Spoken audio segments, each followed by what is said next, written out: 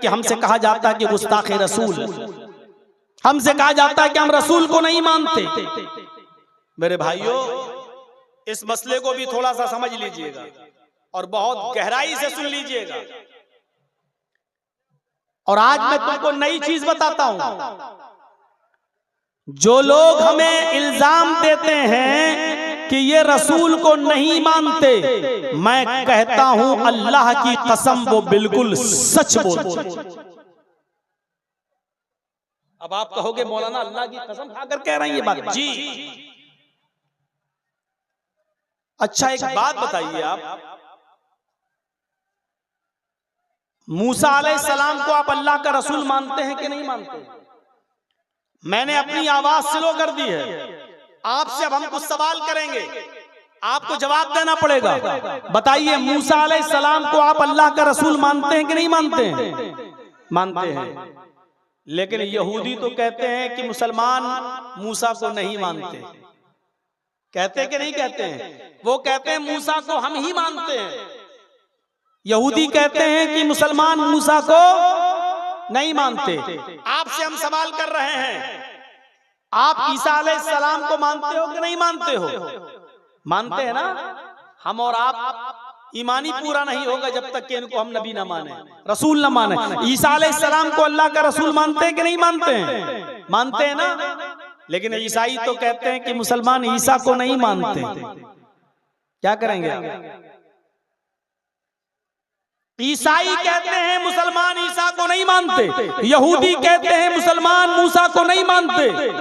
वो अपनी जगह पर सही हैं, और हम जो कहते हैं कि हम मूसा को मानते हैं, ईसा को मानते हैं, हम भी अपनी जगह पर सही हैं। इसी तरीके से हमारे बहुत से भाई हमसे कहते हैं कि तुम अल्लाह के नबी को नहीं मानते, वो भी बिल्कुल सही। और हम कहते हैं कि हम अल्लाह के नबी को मानते हैं, हम भी अपनी जगह पर बिल्कुल सही। अब फर्क क्या है? मूसा अलैहिस्सलाम को यहूदी जिस तरह मूसा को नबी मानते हैं, उस तरह हम नहीं मानते। यहूदी उज़ैर को अल्लाह का बेटा मानते हैं, हम अल्लाह का बेटा नहीं मानते। ईसाई ईसा अलैहिस्सलाम को जिस तरह नबी मानते हैं और रसूल मानते हैं, उस तरह हम नहीं मानते, क्योंकि वो ईसा अलैहिस्सलाम को खुदा का बेटा भी मानते हैं और हम ईसा अलैहिस्सलाम को अल्लाह का बेटा नहीं मानते। तो वो भी अपनी जगह पर सही हैं और हम भी अपनी जगह पर सही हैं। हम ईसा को अल्लाह का कलमा मानते हैं, अल्लाह का बंदा मानते हैं, अल्लाह का रसूल मानते हैं। बगैर बाप के ईसा पैदा हुए ये मानते हैं, और ये भी मानते हैं कि ईसा अलैहिस्सलातु वस्सलाम को मौत नहीं आई, बल्कि उनको जिंदा आसमान पर उठा लिया गया है। हम ईसा को जिस तरह नबी और रसूल मानते हैं, ईसाई हमारे इस मानने को मानना नहीं मानते हैं। ईसाई हमारे इस तरह ईसा को नबी मानने को मानना नहीं मानते हैं। यहूदी हम जिस तरह मूसा को नबी मानते हैं, वो हमारे मानने को नबी का मानना नहीं मानते हैं। जिस तरह हम नबी मानते हैं, वो हमारे मानने को मानते ही नहीं है, और जिस तरह वो मानते हैं उस तरह हम नहीं मानते हैं। ईसा को अल्लाह का बेटा नहीं मानते हैं। इसी तरीके से आज हमारे मुसलमान भाई जो हमसे कहते हैं कि तुम अल्लाह के नबी को नहीं मानते, बिल्कुल सही कहते हो, क्योंकि जिस तरह तुम मानते हो उस तरह हम नहीं मानते। तुम कहते हो रसूल की सवारी आ जाती है, इधर अजान दी, अल्लाहु अकबर ला इलाहा इल्लल्लाह, वहां खड़े हो गए, अस्सलातु वस्सलामु अलैका या रसूल अल्लाह, अस्सलातु वस्सलामु अलैका या हबीब अल्लाह। हमने बहुत से लोगों से पूछा, कई लोगों से, साहब ये क्यों पढ़ते हो? तो उन्होंने कहा कि इसलिए पढ़ते हैं कि रसूल की सवारी आ जाती है, अल्लाह के रसूल तशरीफ लाते हैं। हम लोग खड़े होकर अदब के साथ सलाम पढ़ते हैं क्योंकि नबी अकरम तशरीफ लाते हैं। हमने कहा तब तो आप बड़े बदतमीज हुए। बोले क्यों? हमने कहा रसूलुल्लाह तशरीफ लाते हैं और इसके बावजूद आप उनसे नहीं कहते हैं नमाज पढ़ाओ, और आप अपने इमाम को आगे खड़ा कर देते हो और उससे कहते हो नमाज पढ़ाओ। अब बताओ, मेरे नबी नमाज पढ़ते होंगे तो तुम्हारे इमाम के पीछे नमाज पढ़ते होंगे? कहने लगा भागो यार, तुम तो वहाबी हो गए, चलो छोड़ो। तो जिस तरह आप नबी को नबी मानते हैं उस तरह हम नहीं मानते, और जिस तरह हम नबी मानते हैं उस हमारे मानने को आप मानते ही नहीं हो। अल्लाह ताला ने नबी को जिस तरह मानने का हुक्म दिया मानते हैं। मुहम्मदुर रसूलुल्लाह सल्लल्लाहु अलैहि वसल्लम ने हमें जिस तरह बताया है उस तरह हम अल्लाह के रसूल को रसूल मानते हैं और नबी भी मानते हैं। हम ये जानते हैं कि अल्लाह के आखिरी पैगंबर है मुहम्मदुर रसूलुल्लाह, उनके बाद कोई दूसरा नबी इस दुनिया में नहीं आएगा। हम ये भी मानते हैं कि कयामत के दिन सारी दुनिया परेशान होगी, आदम के पास जाएंगे मेरी सिफारिश कर दो, आदम अलैहिस्सलाम कहेंगे मैं इस लायक नहीं हूँ। वो नूह अलैहिस्सलाम के पास जाएंगे हमारी सिफारिश कर दो, नूह अलैहिस्सलाम भी मना कर देंगे हम सिफारिश के लायक नहीं हैं। वो जकरिया यहया याकूब सबके पास जाएंगे और सारे नबी मना कर देंगे। वो मूसा और ईसा के पास भी जाएंगे, ये भी मना कर देंगे। और सारे नबी मिलकर कहेंगे मुहम्मदुर रसूलुल्लाह के पास जाओ। तब ये सारे लोग नबी अकरम के पास आएंगे और अल्लाह के नबी सल्लल्लाहु अलैहि वसल्लम से कहेंगे हमारे लिए अल्लाह से सिफारिश करवा दीजिए, हमारे लिए अल्लाह से शिफाअत करवा दीजिए। तब अल्लाह के नबी सल्लल्लाहु अलैहि वसल्लम सजदे में गिर जाएंगे।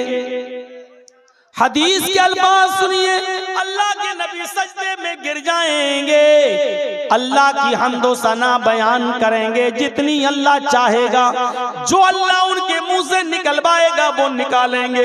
उसके बाद आवाज आएगी गैब से, अल्लाह पुकारेगा, आवाज आएगी इरफा रासक, आए मोहम्मद सल्लल्लाहु अलैहि वसल्लम अपना सर उठाओ। अल्लाह के नबी सजदे से अपना सर उठाएंगे, अल्लाह कहेगा सल, आए नबी मांगो क्या मांगते हो, तो जो मांगोगे तुम्हें दिया जाएगा, जो मांगोगे तुम्हें नवाजा जाएगा। आए मोहम्मद सल्लल्लाहु अलैहि वसल्लम मांगो, अल्लाह को पुकारो, अल्लाह से मांगो क्या मांगते हो, सल तो जो मांगोगे तुम्हें दिया जाएगा। वशफी तो शफा, अगर सिफारिश करना चाहो तो सिफारिश भी करो, जिसकी शिफात करोगे कबूल की जाएगी। आप सिफारिश कीजिए, शिफात कबूल की जाएगी। अल्लाह के नबी फरमाते हैं उस वक्त मैं गुनाहगार उम्मतियों की सिफारिश करवाऊंगा और मैं तो चाहूंगा कि सब बख्श दिए जाएं, लेकिन ये अल्लाह की मर्जी पर मौकूफ है। अल्लाह जितनों को चाहेगा बख्श देगा, अल्लाह जितनों को चाहेगा उनको बख्श देगा। तो अल्लाह ताला मेरी सिफारिश कबूल फरमाएगा। फरमाया अल्लाह के नबी सल्लल्लाहु अलैहि वसल्लम ने, इन्नी फरतुकुम अलल हौज, मैं हौज़े कौसर पर बैठा हूँगा, तुम्हारा मीरे कारवा हूँगा, तुम्हारे हौज़े कौसर पर बैठूंगा और तुम्हारा इंतजार करूंगा। वो हौज़े कौसर जिसका पानी बर्फ से ज्यादा ठंडा, बर्फ से ज्यादा ठंडा और शहद से ज्यादा मीठा और दूध से ज्यादा सफेद होगा, वो पानी होगा हौज़े कौसर। फरमाया मन शरिब लम यज़मा बादा, जो एक बार मेरे हाथ से पानी पी लेगा अर्शे महशर में, अरसे महशर में फिर उसको प्यास न लगेगी। मन शरिबा लम यज़मा अबदा, जो एक बार मेरे हाथ से पानी पी लेगा उसको 50,000 साल के उस दिन में, पूरे दिन में फिर प्यास नहीं लगेगी। लोग आते जाएंगे पानी पीते जाएंगे, लोग आते जाएंगे पानी पीते जाएंगे, लोग आते जाएंगे पानी पीते जाएंगे। मैं हर आने वाले को पानी पिलाता जाऊंगा। एक कौम आएगी, एक जमात आएगी, जब वो मेरे पास पानी पीने के लिए दौड़ कर आ रहे होंगे, तुम युहालु बैनी व बैनहुम, तो फरिश्ते मेरे और उनके दरमियान एक दीवार खड़ी कर देंगे, एक ओट लगा देंगे, उनको मेरे करीब नहीं आने देंगे। मैं उन फरिश्तों से कहूंगा आने दो, इन्नहुम उम्मती, ये तो मेरे उम्मती हैं, मैं इनको आज़ाए वुजू की चमक से पहचान रहा हूँ, मैं इनको वुजू के आज़ा की चमक से पहचान रहा हूँ, ये मेरे उम्मती हैं, इनके आज़ाए वुजू चमक रहे हैं, इनको आने दो, इनको मेरे हाथ से पानी पीने दो। फरिश्ते फिर कहेंगे आए मोहम्मद सल्लल्लाहु अलैहि वसल्लम, ये आपके हाथ से पानी नहीं पी सकते हैं, आप इनको पानी नहीं पिला सकते हैं। फरमाएंगे अल्लाह के नबी क्यों?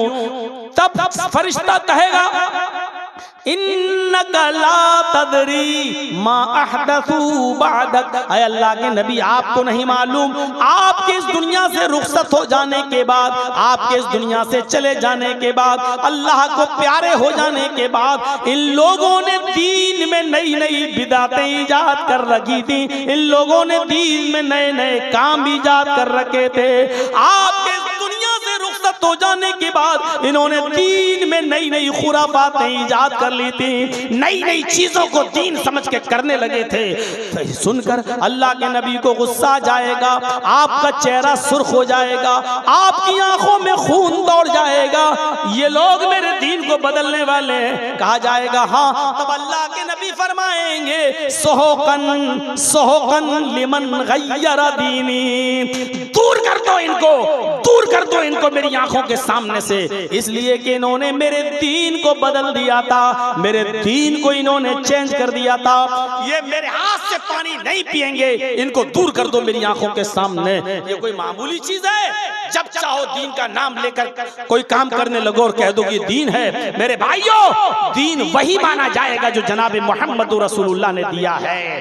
दीन ना तुम्हारे बाप का चलेगा, ना मेरे बाप का चलेगा। दीन चलेगा तो फातिमा के बाप का चलेगा, दीन चलेगा तो हसन और हुसैन के नाना का चलेगा। हमारे और आपके जरिए दीन जो इजाद हुआ है, जो चल रहा है, दुनिया भर की खुराफातें उस दीन के अंदर हमने दाखिल कर दी हैं, वो दीन नहीं चलेगा। मेरे भाइयों, अल्लाह के नबी खाना बिस्मिल्लाह कहकर खाते थे, वही चलेगा।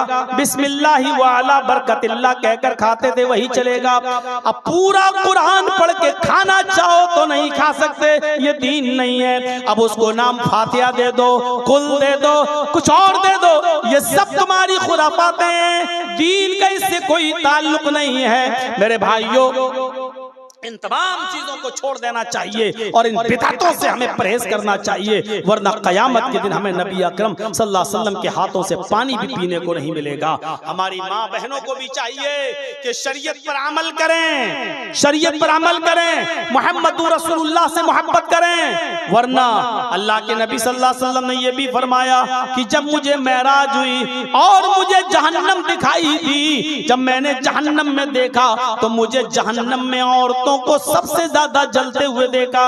मेरी बहनों, औरतें जहन्नम में सबसे ज्यादा जलती हुई क्यों न दिखें? तू तलाक करने वाली औरत, शौहर की नाफरमानी करने वाली औरत, मेकअप करने वाली और मेकअप को भी बनाओ सिंगार को भी गैर मर्दों के लिए करने वाली औरत। मेरे भाइयों, फरमाया सहाबा ने, अय अल्लाह के सहाबियात ने पूछा, औरतों ने पूछा, कुलना व बिमा या रसूलल्लाह, अय अल्लाह के नबी, औरतें जहन्नम में सबसे ज्यादा क्यों जलती हुई दिखाई दी? औरतें क्यों गईं? तो फरमाया तकफुरन तुकसिरन लान व तकफुरन लाशीर, तुम लानो तान ज्यादा करती हो और अपने शौहरों की नाफरमानी, अपने पति की नाफरमानी ज्यादा करती हो। एक पीर साहब थे, सुना वाक़या? उनकी बीवी उनको पीर ही नहीं मानती थी। तेरे जैसे 336 पीर रोज देखती हूँ। एक बार उसकी बीवी ने आसमान में उड़ते हुए किसी बुजुर्ग को देख लिया, आसमान पे उड़ रहे हैं और मुसल्ला बिछा के नमाज पढ़ते हुए जा रहे हैं। अभी इसका शौहर जब घर पे आया तो बीवी ने कहा, एक ये पीर बने फिरते हैं। पीर तो वो था जो मैंने आज आसमान में देखा है, हवा में मुसल्ला बिछाकर नमाज पढ़ते हुए जा रहा था, उड़ रहा था। अब इसके पीर को लगा कि किसी तरह हीरो बनूं मैं अपनी बीवी की नजर में। तो कहा, रे मेरी बीवी तुमने देखा है उसको?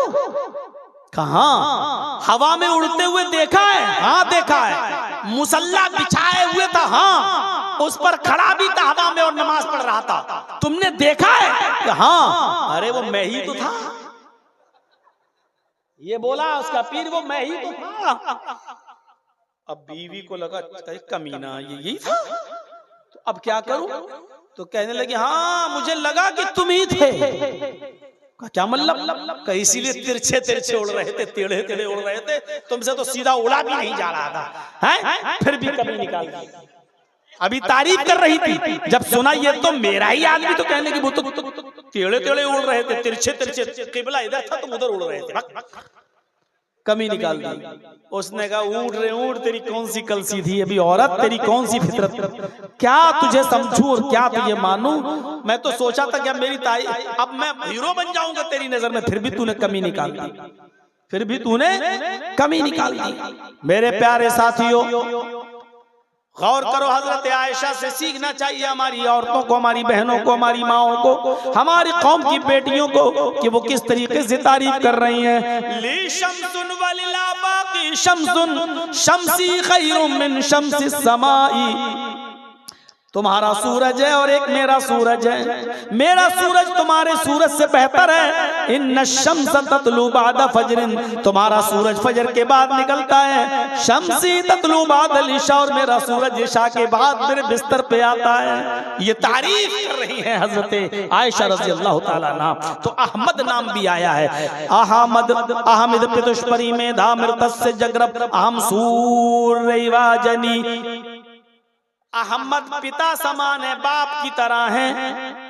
सबसे पहले उन्होंने कुर्बानी दी और अल्लाह से, ईश्वर से कहा मुझे सूरज की तरह बना दे, मुझे सूरज की तरह चमका दे, मुझे पूरी दुनिया के लिए सूर्य बना दे। यानी जैसे सूरज की रोशनी सबको पहुंचती है, ऐसी मेरी रोशनी भी सबको पहुंचा दे, मेरा इल्म मेरी तालीम भी सबको पहुंचा दे, हर घर तक इस्लाम पहुंच जाए। ये अहमद नाम भी आया है। वो अनल माही, तीसरा नाम माही, यमहुल्लाहु बिल कुफ्र, माही का मतलब मिटाने वाला। अल्लाह के नबी फरमाते अल्लाह मेरे जरिए कुफ्र को मिटाएगा। यमहुल्लाहु बिल कुफ्र, अल्लाह मेरे जरिए कुफ्र को मिटाएगा, गुनाहों को मिटाने वाला, ये भी मेरा नाम है माही। ये नाम भी वेदों में आया है। तथस्तु शंभल गिरा में सोत स्वाजी जाता है, मंगलाचार्य बहुला पापिता विवज्जता। तथस्तु शंभल गिरा में सोत स्वाजी जाता है, शंभल गिराम में अंतिम ऋषि आएगा, आखिरी नबी शंभल गिराम में आएगा। शंभल गिराम, ये मुरादाबाद वाला संभल मत समझ लेना। शंभल संस्कृत में शंभल के माना होते हैं शांत, और ग्राम मानी गांव। तो क्या मतलब होगा? शंभल ग्राम शांति वाला गांव। अरबी में शांति वाले गांव को अगर ट्रांसलेट करोगे तो क्या करोगे? अल बलदिल अमीन। अल बलद मानी शहर और अमीन मानी अमन वाला। अब शंभल ग्राम शांति वाला गांव, और अरबी में कहना हो तो क्या कहोगे? अल बलदिल अमीन, अमन और शांति वाला शहर। तो अब देखिए अल्लाह के नबी कहाँ आए? अल बलदिल अमीन में आए। कहाँ आए? मक्के में आए। तो वेदों ने क्या कहा है? आखिरी नबी मोहम्मद कहाँ आएंगे? शंभल गिराम में आएंगे, शांति वाले गांव में आएंगे, यानी अल बलदिल अमीन में, मक्के में आएंगे। मोहम्मद रसूलुल्लाह कहाँ आए? मक्के में। हिंदू भाइयों, बहुत सोचने की जरूरत है। तुम्हारी किताब नाम बता रही है, अब तुम्हारे यहाँ शंभल गिराम कोई ना हो तो हम क्या करें? सूरज रोशनी दे रहा है, चमगादड़ ही अंधा हो जाए ना दिखे तो इसमें सूरज का क्या कसूर है? तुम्हारी किताबें तुम्हें रोशनी दे रही हैं, उन किताबों की रोशनी में तुम्हें ना दिखाई दे तो इसमें किताबों का क्या कसूर है? शंभल गिराम में आएंगे, सोत स्वाजी उजात है, लोगों को ऊंची जगह पर खड़े होकर स्पीच देंगे, सुनाएंगे, अच्छी बातें बताएंगे। अल्लाह के रसूल सल्लल्लाहु अलैहि वसल्लम मिंबर पर खड़े होकर, ऊंची जगह पर खड़े होकर लोगों को समझाते थे। यानी मस्जिद में समझाने के लिए मिंबर बना लिया, लकड़ी के मिंबर पर खड़े हो जाते थे और आप लोगों को नसीहतें करते थे। सोत स्वाजी जाते, मंगलाचार, नेकियों की बातें बताएंगे, अच्छी अच्छी बातें बताएंगे। बहुला पापिता विवज्जता, बहुला मानी बहुत बड़े बड़े पाप ताप गुनाह, यानी कबीरा गुनाह, बड़े बड़े गुनाहों से लोगों को रोकेंगे, बड़े बड़े गुनाहों से लोगों को मना करेंगे, बड़े बड़े गुनाहों से लोगों को बाज रखेंगे। और यहाँ क्या कहा जा रहा है? यमहुल्लाहु बिल कुफ्र, गुनाहों को मिटाने वाला। यानी अल्लाह के नबी का नाम माही है, बड़े बड़े गुनाहों को मिटाने वाले, उनको खत्म करने वाले, गुनाहों के कामों से रोकने वाले। और यहाँ वेदों में क्या कहा गया है? बहुला पापिताप विवज्जता, वो बड़े बड़े गुनाहों का नाम लेकर मिटाएगा, वो बड़े बड़े गुनाहों को नाम लेकर खत्म करेगा। बड़े बड़े गुनाहों का, आपने बड़े बड़े गुनाहों का नाम लेकर खत्म किया कि नहीं किया? एक सहाबी आए, अय्यु ज़ंबि अकबरु इंदल्लाहि, या रसूल अल्लाह, ऐ अल्लाह के नबी सबसे बड़ा गुनाह क्या है बताइए, सबसे बड़ा गुनाह क्या है बताइए।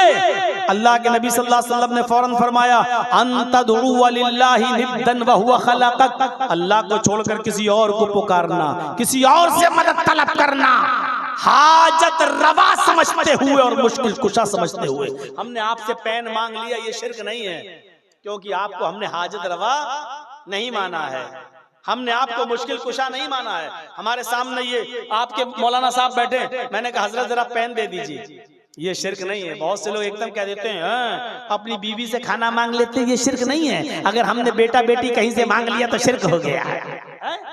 नहीं, बीवी से खाना मांगना शिर्क नहीं है। हजरत से मैंने पेन मांग लिया, ये शिर्क नहीं है, क्योंकि हजरत को हमने मुश्किल कुशा नहीं माना है। आज हमें पेन की जरूरत पड़ गई, कल हजरत को हमसे 100 रुपए की जरूरत पड़ सकती है, कल हजरत हमसे मांग सकते हैं। ये हमारे मोहताज हैं, हम इनके मोहताज हैं जिंदगी की जरूरतों में, मुश्किल कुशा नहीं है। बीवी से हमने कह दिया खाना लाओ, हम शिर्क नहीं कर रहे हैं, इसलिए कि बीवी को मुश्किल कुशा नहीं मानते हैं, क्योंकि बीवी भी हमारी मोहताज है, वो हमें खाना नहीं दे रही है। खाना उसने तब दिया जब चावल लाकर मैंने दिया, दाल लाकर मैंने दिया, सब्जी लाकर मैंने दिया, तेल लाकर मैंने दिया, नमक लाकर मैंने दिया, गैस का सिलेंडर लाकर मैंने दिया, उसने पकाकर तैयार कर दिया और पक गया खाना तो हमको लाई।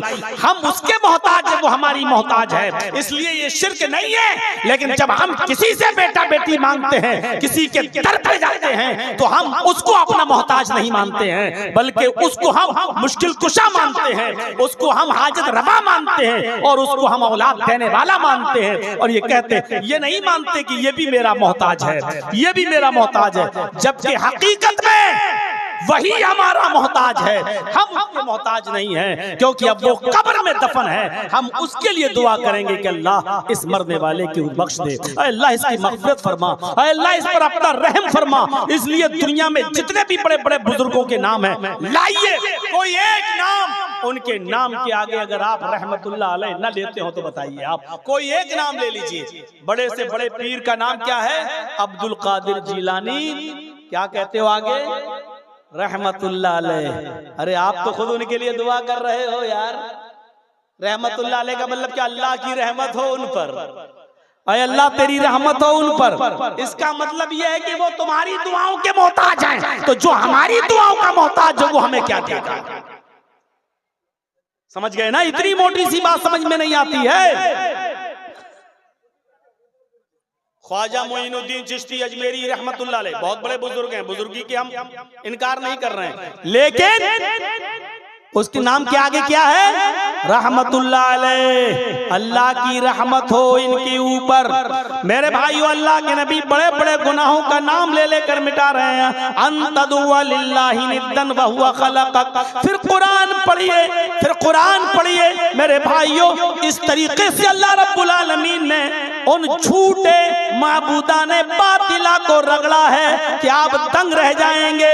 वल्लज़ीना तदऊन मिन दूनिही मा यमलिकून मिन क़ित्मीर। अल्लाह को छोड़कर तुम जिनको पुकार रहे हो, वल्लज़ीना तदऊन मिन दूनिही, उसको छोड़कर तुम जिसको भी पुकार रहे हो, मा यमलिकून मिन क़ित्मीर, ये खजूर की गुठली के छिलके के भी मालिक नहीं है। मा यमलिकून मिन क़ित्मीर, ये खजूर की गुठली के छिलके के भी मालिक नहीं है। अल्लाह ने ऐसा रगड़ा कि खजूर का मालिक नहीं। अरे खजूर के ऊपर तो एक गूदा होता है, एक मग़ज़ होता है, वो बहुत बड़ी चीज है। फरमाया खजूर का मालिक होना तो बहुत बड़ी बात है। फरमाया वल्लज़ीना तदऊन मिन दूनिही मा यमलिकून मिन क़ित्मीर, खजूर के अंदर जो गुठली होती है ये उस गुठली के भी मालिक नहीं है। अरे गुठली भी बहुत बड़ी चीज, अल्लाह ने गुठली भी नहीं कहा है, इसलिए कि गुठली को पीस कर तो भूसा बनाया जा सकता है, उसको तो जानवर के खिलाने के काम आता है, उससे भी तो फायदा हासिल किया जाता है। अरे गुठली के भी नहीं, गुठली के ऊपर हल्का सा परत होता है, हल्का सा छिलका होता है, आप नाखून मारेंगे तब वो निकलेगा। फरमाया ये उस छिलके के भी मालिक नहीं है। वल्लज़ीना तदऊन मिन दूनिही मा यमलिकून मिन क़ित्मीर। खजूर तो छोड़ो, खजूर की गुठली भी छोड़ दो, खजूर की गुठली के छिलके के भी मालिक नहीं है। ऐसी जगह पहुंचा दिया अल्लाह रब्बुल आलमीन ने, ऐसी जगह पहुंचाया, इन्नल्लज़ीना तदऊन मिन दूनिल्लाहि लन यख़्लुक़ू ज़ुबाबा। अल्लाह को छोड़कर तुम जिनको पुकारते हो ये सब मिल जाएं, वलव इज्तमऊ लहू, सब मिल जाएं। अल्लाह को छोड़कर तुम जिनको पुकारते हो ये एक मक्खी भी पैदा करने की ताकत नहीं रखते। वलव इज्तमऊ, सबकी सब जमा हो जाएं, कश्मीर से कन्याकुमारी तक, बरेली से बगदाद तक, पूरी दुनिया के सारे इकट्ठे हो जाएं, ये सब मिल जाएं तो एक मक्खी भी पैदा करने की ताकत नहीं रखते। अरे मक्खी पैदा करना तो दूर, मक्खी थोड़ी सी कोई चीज इनसे लेकर चली जाए, मिठाई से कुछ थोड़ा सा रस, थोड़ा सा शीरा चूस ले, थोड़ा सा शक्कर का एक दाना, चीनी का एक दाना ले जाए, अल्लाह कहता है व इन यस्लुबहुमुज़्ज़ुबाबु शैअन ला यस्तनक़िज़ुहु मिन्हु। तो ये उस मक्खी को पकड़कर जो चीज वो छीन कर ले गई, ये उससे वो चीज वापस लेने की भी ताकत नहीं रखते, वापस भी नहीं ले सकते। अब बहुत से लोग कहेंगे मौलाना ये बात तो अल्लाह ताला ने पत्थर की मूर्तियों के लिए कही है, ये बुजुर्गों के लिए नहीं कही है, ये नेक बंदों के लिए नहीं कही है, ये पत्थर की मूर्तियों के लिए कही। अल्लाह जानता था कि ऐसे लोग पैदा होंगे जो कमियां निकालेंगे, जो कहेंगे पत्थर की मूर्तियों के लिए कही, इसलिए अल्लाह ने साफ साफ कह दिया है इन्नल्लज़ीना तदऊन मिन दूनिल्लाहि इबादुन अम्सालुकुम। अल्लाह को छोड़कर तुम जिनको पुकार रहे हो वो पत्थर की मूर्तियां नहीं है, वो तुम्हारे ही जैसे बंदे हैं। इबादुन अम्सालुकुम, वो तुम्हारे ही जैसे बंदे हैं। तुम पत्थर की मूर्तियों से बेटा बेटी नहीं मांग रहे हो, अपने ही जैसे बंदों से बेटा बेटी मांग रहे हो। अल्लाह ने कहा इबादुन अम्सालुकुम, वो तुम्हारे ही जैसे बंदे हैं। पत्थर की मूर्तियों के बारे में ये कुरान की आयत नाजिल नहीं हुई है, बल्कि ये बुजुर्गों बंदों ही के लिए हुई है। अल्लाह को सब कुछ मंजूर है लेकिन शिर्क बर्दाश्त नहीं है, शिर्क मंजूर नहीं है। No compromise. नमाजों में कमी होगी हम तुम्हें चाहें तो माफ कर देंगे, रोजे में कमी होगी हम चाहें तो तुम्हें माफ कर देंगे। हाँ, नमाज की, रोजों की, हज की, ज़कात की कमियां लेके आओगे हम हो सकता है तुम्हें माफ कर दें, लेकिन शिर्क लेके आओगे तो हम तुम्हें माफ नहीं करेंगे। इन्नल्लाह ला यग़फ़िरु अन युश्रका बिही व यग़फ़िरु मा दूना ज़ालिका लिमन यशा। अल्लाह शिर्क को माफ नहीं करेगा और उसके अलावा जिसको चाहेगा अल्लाह माफ कर देगा, लेकिन शिर्क को अल्लाह माफ नहीं करेगा। बड़े बड़े गुनाहों का नाम लेकर अल्लाह के नबी सल्लल्लाहु अलैहि वसल्लम ने मिटाया है, इसलिए आप बहुला पापिता विबज्जता, बड़े बड़े गुनाहों को मिटाने वाले होंगे। आपने मिटा, आप मोहम्मद भी थे, आप अहमद भी थे, आप माही भी थे। और मोहम्मद का माना क्या है जिसकी सबसे ज्यादा तारीफ की जाए? देखिए दो लफ्ज हैं, मोहम्मद और अहमद। मोहम्मद का माना जिसकी तारीफ सबसे ज्यादा की गई हो, और अहमद का माना जिसने सबसे ज्यादा तारीफ की हो। दो लफ्ज याद रखिएगा, मोहम्मद जिसकी तारीफ सबसे ज्यादा की गई हो, और अहमद के माना जिसने अल्लाह की तारीफ सबसे ज्यादा की हो। ये दोनों नाम मोहम्मद पर फिट बैठते हैं सल्लल्लाहु अलैहि वसल्लम। अल्लाह के नबी की तारीफ सबसे ज्यादा की गई। इंसानों में, मखलूकात में सबसे ज्यादा किसका नाम लिया गया? मोहम्मदुर रसूलुल्लाह सल्लल्लाहु अलैहि वसल्लम का। आप सुबह उठते हैं, आप देखिए सुबह आँख खुली आप क्या पढ़ेंगे? अल्हम्दुलिल्लाहिल्लज़ी अहयाना बअदा मा मातना व इलैहिन नुशूर। ये सुबह उठते ही आपकी दुआ शुरू हो गई है। अब आप देखिए, अब आप सुबह उठने के बाद सबसे पहले वुजू बनाएंगे, बिस्मिल्लाह। जब बिस्मिल्लाह कहकर आप वुजू बनाएंगे तो वुजू के बाद की जो दुआ पढ़ेंगे उसमें मुहम्मदुर रसूलुल्लाह का नाम लेंगे। क्या कहेंगे? अशहदु अन्ना मुहम्मदन अब्दुहु व रसूलुहु। अल्लाह के नबी का नाम। कितना नाम लिया जाता है। पूरी दुनिया का मुसलमान वुजू के बाद की दुआ पढ़ता है और ना पढ़ता हो तो याद कर लेना चाहिए नबी का नाम। अब अज़ान के अल्फाज अदा हो रहे हैं। अल्लाहु अकबर, अल्लाहु अकबर, अशहदु अल्ला इलाहा इल्लल्लाह। आवाज आती है, ओ मेरे बंदे तूने मेरी किबरियाई का ऐलान तो कर दिया। अल्लाहु अकबर, अल्लाहु अकबर, ओ मेरे बंदे तूने मेरी किबरियाई का ऐलान तो कर दिया। अशहदु अल्ला इलाहा इल्लल्लाह, ओ मेरे बंदे तूने मेरी वहदानियत का और मेरी तौहीद का इकरार तो कर लिया, लेकिन अभी मेरे नबी की रिसालत का इकरार नहीं हुआ है। ऐ मेरे बंदे, तेरी अज़ान उस वक्त तक मुकम्मल नहीं होगी जब तक कि तू मेरे नाम के साथ साथ मेरे हबीब का, मेरे मुस्तफा का नाम नहीं लेगा। और यहाँ नाम लेना पड़ता है, अशहदु अन्ना मुहम्मदर रसूलुल्लाह। अगर इस बात की गवाही दे रहे हो कि अल्लाह के अलावा कोई माबूद नहीं, तो इस बात की भी गवाही दो कि मोहम्मद अल्लाह के रसूल हैं। इसका मतलब यह है इबादत सिर्फ अल्लाह की होगी और इताअत सिर्फ मोहम्मदुर रसूलुल्लाह की होगी। नमाज तो अल्लाह के लिए पढ़ी जाएगी, ये इबादत है, लेकिन नमाज कैसे पढ़ी जाएगी ये तरीका जनाब मोहम्मदुर रसूलुल्लाह का होगा। ये अज़ान का मतलब है। अल्लाहु अकबर, अल्लाहु अकबर। नमाज पढ़ने आना हो तो ये मान कर आओ। अज़ान क्यों दी जाती है? लोगों को खबर करने के लिए नहीं। असल वजह क्या है अज़ान की? अल्लाहु अकबर, अल्लाहु अकबर, अल्लाह सबसे बड़ा है, अल्लाह सबसे बड़ा है। जब अल्लाह को सबसे बड़ा मानते हो तो अपनी दुकान बंद कर दो। अल्लाह को सबसे बड़ा मानते हो तो अपनी खेती बाड़ी छोड़ दो। अल्लाह को सबसे बड़ा मानते हो तो अपनी फैक्ट्री को छोड़ दो। अल्लाह को सबसे बड़ा मानते हो तो बैंक में अगर सर्विस कर रहे हो तो बैंक की नौकरी उसी वक्त बंद कर दो और आओ मस्जिद की तरफ। अब अल्लाह को बड़ा मानते हो तो आओगे और अल्लाह को बड़ा नहीं मानते होगे तो तुम नहीं आओगे। अगर अल्लाहु अकबर की आवाज सुनने के बाद भी तू अपनी दुकान खोले रहा, बैठा रहा, तो इसका मतलब यह है कि तूने अल्लाह को बड़ा नहीं माना, अपनी दुकान को बड़ा मान लिया।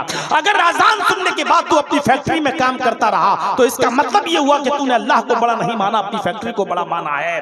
अल्लाहु अकबर की आवाज सुनकर तू खेत अपना जोतता रहा, हल चलाता रहा, तो इसका मतलब यह हुआ कि तूने अल्लाह को बड़ा नहीं माना है, तूने अपने खेत को और अपने कारोबार को बड़ा माना है। अल्लाह को अगर बड़ा माना होता तो सब कुछ बंद कर देता और मस्जिद में। ये है अल्लाहु अकबर का माना। और दो बार किस लिए? हाँ, अगर ना सुने हो तो एक बार और सुन लो। अल्लाहु अकबर, अल्लाहु अकबर, अल्लाह सबसे बड़ा है, अल्लाह से बड़ा कोई नहीं, बस काफी है। अब बार बार तुम्हारे पीछे गंगा नहीं बह रही है कि हम लाठी लेके जाएंगे, आना हो तो आओ।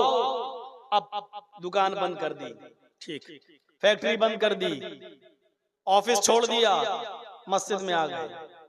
अब मस्जिद में आ रहे हो, खड़े भी होगे, रुकू भी करोगे, सजदा भी करोगे, नमाज पढ़ोगे, तो अब ये इबादत के बारे में भी सुन लो। दुकान, फैक्ट्री, ऑफिस तो बंद कर दिए और चले आए, लेकिन अब इबादत हो अगर अल्लाह के लिए करने आए हो, अशहदु अल्ला इलाहा इल्लल्लाह, ये इबादत अल्लाह के लिए होनी चाहिए, इसलिए कि अल्लाह के अलावा कोई माबूद नहीं। अब इसलिए नमाज पढ़ने आए हो।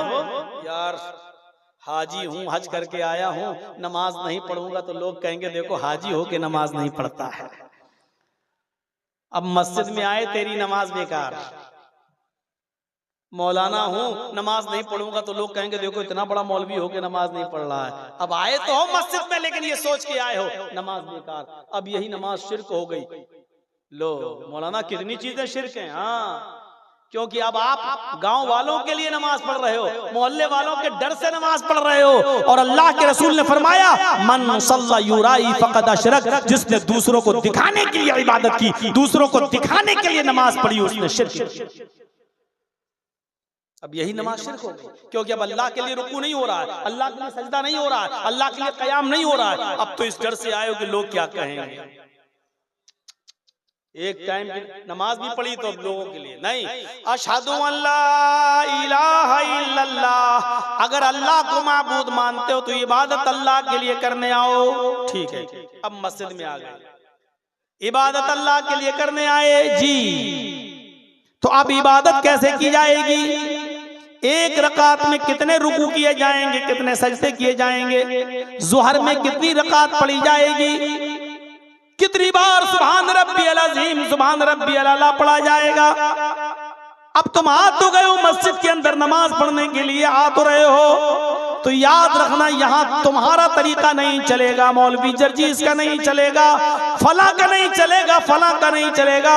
अब तुम्हें नमाज पढ़ने आना है, अल्लाह की इबादत करने आना है, अल्लाह को सबसे बड़ा मान लिया। अब तुम मस्जिद की तरफ आना चाहते हो तो ये सोच के आना, अशहदु अन्ना मुहम्मदर रसूलुल्लाह, मुहम्मद अल्लाह के रसूल हैं। ये नमाज तुम्हें जनाब मुहम्मदुर रसूलुल्लाह के तरीके पर पढ़ना पड़ेगी। ज़ोहर की 4 रकात फर्ज है, अगर 5 पढ़ोगे तो गुनाहगार होगे, 3 पढ़ोगे तो गुनाहगार होगे। असर की 4 रकात फर्ज है, अगर 5 पढ़ोगे तो गुनाहगार होगे, 3 पढ़ोगे तो गुनाहगार होगे। मगरिब की 3 रकात फर्ज है, अगर 4 जानबूझकर पढ़ोगे तो गुनाहगार होगे, और 2 पढ़ लोगे जानबूझकर तब भी गुनाहगार होगे। फजर की बड़ी इंपॉर्टेंट नमाज है, सबसे बड़ी अहमियत रखती है, लेकिन उसकी 2 ही रकातें फर्ज हैं। अगर 3 पढ़ोगे तो गुनाहगार हो जाओगे, और 1 पढ़ के सलाम फेर लोगे तब भी गुनाहगार हो जाओगे। इसलिए कि अब ये नमाज तुम्हें अपने मनमानी तरीके पर नहीं पढ़ना है, फला फला मौलवी और कठमुल्लाओं के तरीके पर नहीं पढ़ना है। ये नमाज तुम्हें जनाब मुहम्मद रसूलुल्लाह के तरीके पर पढ़ना है। हाँ, ये 3 चीजें अगर तुम मानते हो, 3 चीजें, अल्लाह को बड़ा मानते हो तो दुकानें बंद करो, अल्लाह के लिए इबादत करना चाहते हो तो दुकानें बंद करके आओ, मुहम्मद रसूलुल्लाह के तरीके पर नमाज पढ़ना चाहते हो, ये 3 चीजें अगर तुमने मान ली, अब कहा जा रहा है हय्या अलस सलाह, तो अब आओ नमाज के लिए। नमाज के लिए 3रे नंबर पे नहीं, 4थे नंबर पे कहा जा रहा है। आप कहेंगे नमाज अजान नमाज के लिए होती, अगर अजान नमाज के लिए होती तो यही कहा जाता हय्या अलस सलाह, आओ नमाज के लिए, लेकिन ये नहीं कहा जा रहा है। पहले क्या कहा जा रहा है? अल्लाहु अकबर, अल्लाहु अकबर। फिर क्या कहा जा रहा है? अशहदु अल्ला इलाहा इल्लल्लाह। फिर क्या कहा जा रहा है? अशहदु अन्ना मुहम्मदर रसूलुल्लाह। मतलब समझ गए ना? अल्लाह को बड़ा मानो, सबको छोटा, ठीक। अल्लाह के लिए इबादत हो, ठीक। मुहम्मद रसूलुल्लाह के तरीके पर हो, ठीक। इतना मान लिया। हाँ, हय्या अलस सलाह, अब आओ नमाज के लिए। हय्या अलल फलाह, ये नमाज जब पढ़ोगे तो कामयाबी की तरफ जाओगे। अब आओ कामयाबी की तरफ। फिर सुन लो, अल्लाहु अकबर, अल्लाहु अकबर, अल्लाह से बड़ा कोई नहीं, ला इलाहा इल्लल्लाह, उसके अलावा कोई माबूद नहीं। ये है अजान का मतलब। आज समझ में आया होगा अजान क्यों दी जाती है। लोग समझते हैं अजान खबर देने के लिए दी जाती है, नहीं। अजान में पहले बताया जाता है कि अल्लाह को बड़ा मानने वाला कभी भी अजान की आवाज सुनने के बाद अपनी दुकान पर बैठा नहीं रह सकता, कभी भी अपनी दुकान पर बैठा नहीं रह सकता। मुहम्मदुर रसूलुल्लाह के तरीके पर नमाज पढ़िए, और रसूल से जिसको मोहब्बत होगी वो रसूल के तरीके पर नमाज पढ़ेगा। मेरे भाइयों, दोस्तों, उम्मीद करता हूँ कि आप हजरात ने इस बयान को पूरा सुना होगा। बयान कैसा लगा कमेंट में ज़रूर बताना, और अपने दोस्तों और रिश्तेदारों को शेयर ज़रूर करना। अल्लाह ताला हम सबको इस बयान पर अमल करने की तौफीक अता फरमाए। तो दोस्तों, फिर मिलते हैं अगली वीडियो में। जब तक अपना ख्याल रखिए, हमें दुआओं में याद रखिए। अस्सलामु अलैकुम वरहमतुल्लाहि वबरकातुहू।